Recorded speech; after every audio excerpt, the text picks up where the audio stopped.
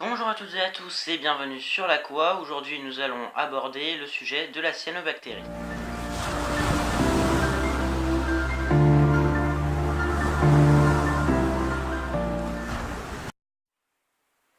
Alors voilà, donc je vous retrouve dans cette vidéo pour un nouveau vlog, ça faisait longtemps. Donc voilà, là ici il n'y aura pas de présentation particulière, donc j'espère que je vais pas trop vous ennuyer en parlant. Je vais essayer d'être le plus pédagogue possible, d'être le plus pédagogique possible, je sais pas trop comment est-ce qu'on dit, pour pouvoir me faire comprendre par tout le monde, y compris les débutants. Donc cette vidéo sera regroupée en plusieurs parties. Donc déjà une première partie qui expliquera aux débutants ce qu'est la cyanobactérie. Dans une deuxième partie, nous verrons pourquoi chercher à l'éliminer en aquariophilie. Ensuite, dans un troisième temps, nous verrons les causes de son apparition qui vont nous aider évidemment pour la quatrième partie de ce vlog à éliminer la bactérie. Parce que vous comprendrez que franchement c'est une belle saloperie. Désolé pour le vocabulaire utilisé, mais bon, elle m'a quand même tué 23 poissons en 24 heures. Alors voilà, je vous propose bien, de commencer. Alors, la cyanobactérie, c'est une bactérie. Donc vous allez me dire à quoi, mais franchement, tu nous as déjà appris des choses plus intéressantes, enfin j'espère que vous allez penser ça. En fait, figurez-vous que je me moque pas totalement de vous parce que je ne saurais pas vous donner exactement quel pourcentage, mais énormément de personnes, débutants ou non, confondent la cyanobactérie avec une algue. Sachant qu'entre une algue et une bactérie, il y a vraiment énormément de différences. Vous l'aurez remarqué, une algue c'est comme une plante, une bactérie c'est beaucoup plus petit, c'est très différent. Enfin bref. Cette bactérie, si on la confond avec une algue, c'est qu'elle va se manifester plus ou moins, hein. C'est vrai que pour un aquariophile confirmé, ça ne sera pas du tout la même chose, mais pour un débutant ou un amateur, elle va se manifester plus ou moins de la même manière. Donc elle est surnommée, peut-être que ça vous aidera à mieux l'identifier, algue bleue. Algue bleue parce qu'elle va prendre une teinte, donc plus ou moins hein, bleue, donc parfois un peu verte, parfois un peu noire. Elle va se manifester sous plusieurs formes différentes, donc ça on y reviendra plus tard. Enfin bon voilà, maintenant vous comprenez pourquoi est-ce il ne s'agit pas d'une algue, enfin pourquoi est-ce qu'on la confond avec une algue. Il y a d'autres cyanobactéries cependant, que vous connaissez peut-être, et pareil, que vous confondez peut-être avec des algues. La spiruline par exemple, qu'on donne à nos poissons herbivores, ou même que vous prenez peut-être, ou alors vous connaissez peut-être des gens qui en prennent, les personnes qui essaient de faire des régimes. La spiruline, la Spirulina maxima, c'est une cyanobactérie. Il existe de mémoire plus de 4000 espèces différentes. Je ne saurais pas vous le confirmer, hein, mais de mémoire c'est ça. Et franchement, il y en a qui sont très très utiles pour l'homme. D'autres non. Sachez en tout cas que la cyanobactérie est naturellement présente dans tous les milieux. Ça veut dire que dans votre aquarium, il y a de la cyanobactérie. C'est juste qu'elle ne va pas systématiquement se développer parce que les conditions ne sont pas forcément propices à son évolution. On y reviendra plus tard dans la partie sur les causes de son apparition. Alors ensuite aussi, pour la petite anecdote, sachez que la cyanobactérie a été un des premiers organismes, si ce n'est pas le premier, à être né sur Terre. Donc de mémoire c'était il y a 3 milliards 500 millions d'années. Les stromatolites, là, donc les premiers organismes vivants sur Terre, en fait les cyanobactéries faisaient partie des bactéries sur les stromatolites. Parce qu'en fait, elle a un pouvoir assez exceptionnel, entre guillemets. Cette bactérie transforme la lumière du soleil et de trois autres trucs en oxygène. Donc l'oxygène que vous respirez aujourd'hui, ou du moins la plupart, vient donc de ces cyanobactéries qui sont nées il y a plusieurs milliards d'années. Et c'est grâce à cette saloperie en fait que vous êtes en vie.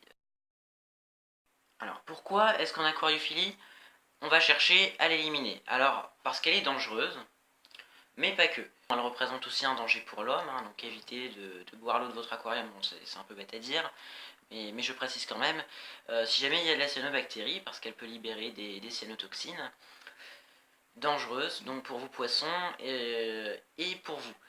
Donc les cyanotoxines vont tout bêtement tuer les poissons, et je pense que ça peut tuer aussi un humain. Après ça doit dépendre de la quantité qui a été prise et tout, je ne saurais pas trop vous renseigner là-dessus, mais elle est mortelle. Alors, les cyanotoxines sont mortelles, c'est assez moche, hein, parce que bon, parfois la couleur de l'eau prend une teinte. Moi c'était mon cas, franchement je voyais pas le fond de mon aquarium. Quand j'en ai eu, en fait j'en ai eu il y a pas très longtemps, hein, pour ceux qui se posent la question. Bah oui, bah de toute façon j'ai dit au début de la vidéo, elle m'a tué 23 poissons sur le 26. Parfois aussi elle se développe plus au fond, elle va aussi se développer parfois sur les feuilles, et parfois même elle peut les étouffer. Donc faites attention si jamais vous avez de la cyanobactérie, pour ne pas perdre vos plantes.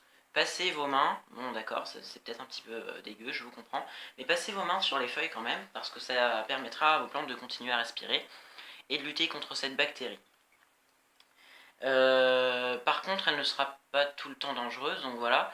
Quand il y en a trop dans un aquarium, mais aussi quand vous la ferez stresser, elle libérera des toxines.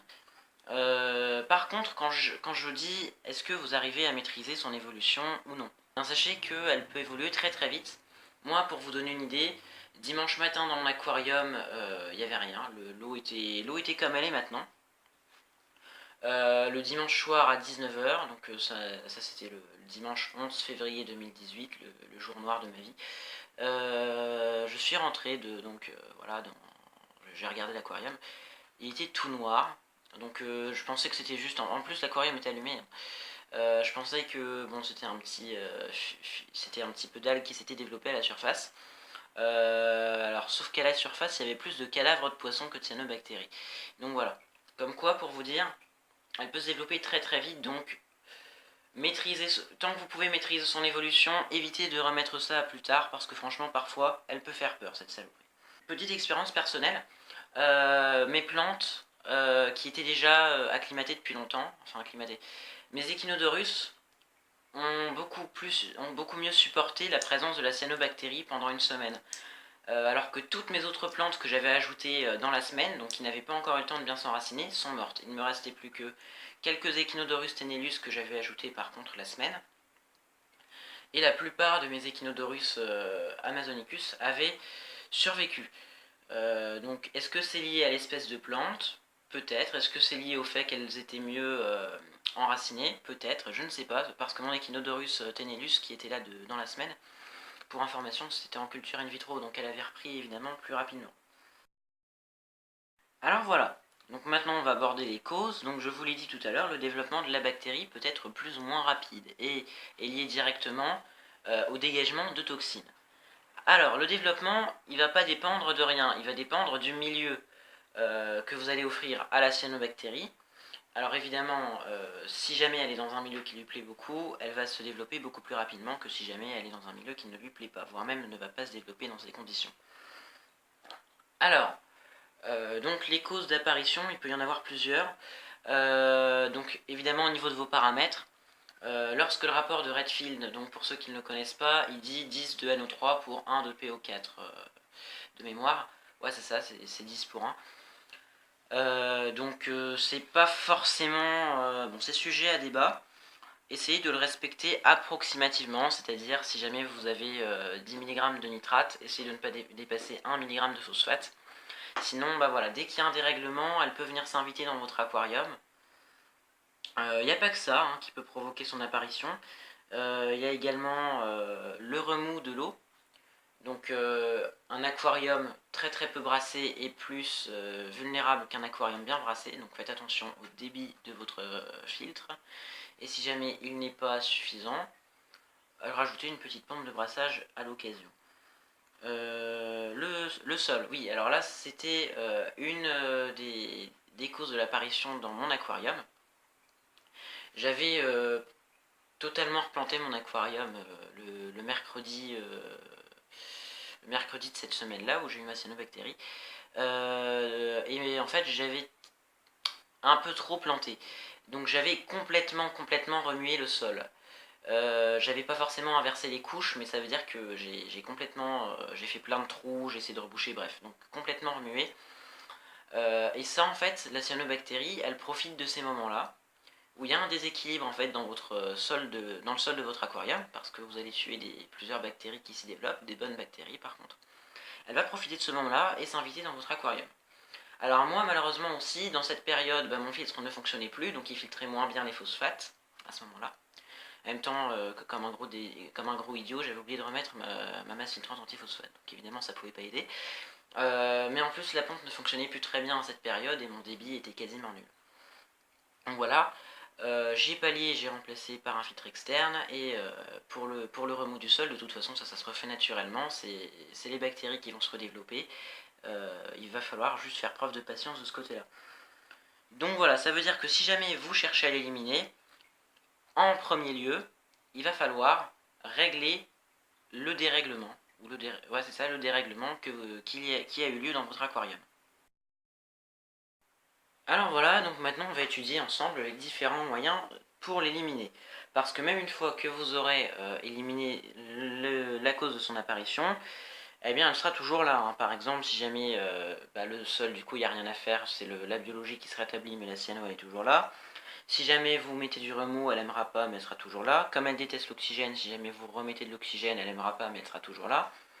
Si jamais vous rééquilibrez votre rapport de Redfield, elle sera toujours là tout simplement parce qu'elle est capable d'avoir des réserves énormes en phosphore et en azote. L'azote, c'est même pas ça, c'est qu'elle peut le capter dans l'atmosphère et comme il est constitué de 80% d'azote, au final 78, vous êtes encore embêté avec.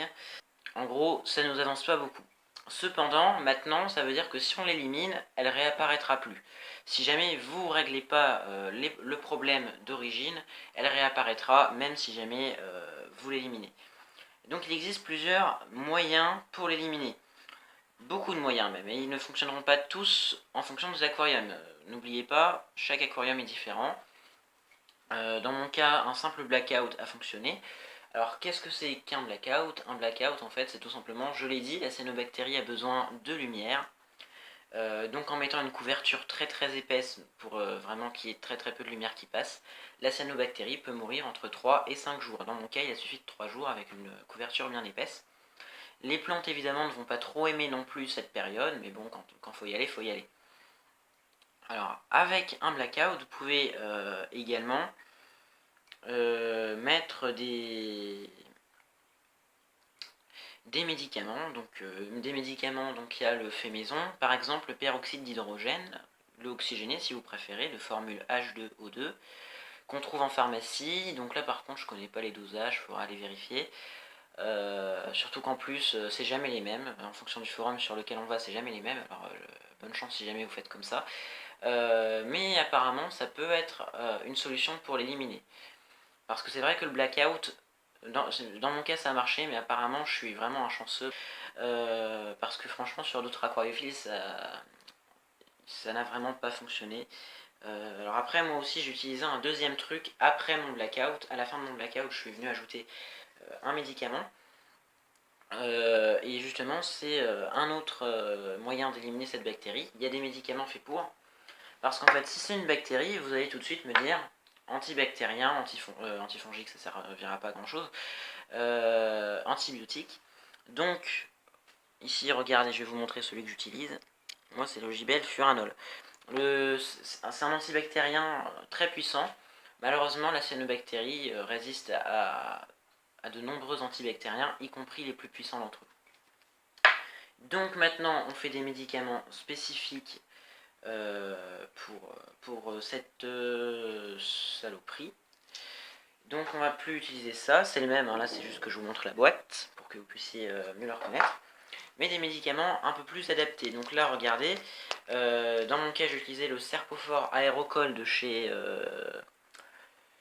je sais plus quoi, de chez Colombo, voilà. Donc si jamais vous voulez voir la boîte, en fait voilà, ça ressemble à ça. Et à l'intérieur du coup vous avez, bon évidemment, je sais même pas s'il y a une notice en fait, mais oui, il y a une notice. Et en fait à l'intérieur voilà, vous avez des petites gélules. Et ces gélules, tout simplement, vous allez les mettre dans votre aquarium. À raison de 1 pour 25 litres je crois. Ouais parce que moi j'en ai mis 5 pour celui-là, donc c'est que c'est bien 1 pour 25 litres. Et voilà, donc en principe c'est censé éliminer la bactérie au bout de je sais pas combien de temps. Après, ça dépend peut-être aussi des médicaments. Il y en a un autre aussi que j'ai pas essayé, mais sur lequel j'ai eu de bons retours, chez le Blue Exit de chez Easy Life, qui apparemment fonctionne. Enfin après, évidemment, un médicament peut fonctionner sur un aquarium, c'est ce que je disais tout à l'heure, et pas sur un autre. Donc après, c'est toute une histoire de chance. Ce que je vous souhaite d'avoir et qui n'est pas toujours facile à obtenir.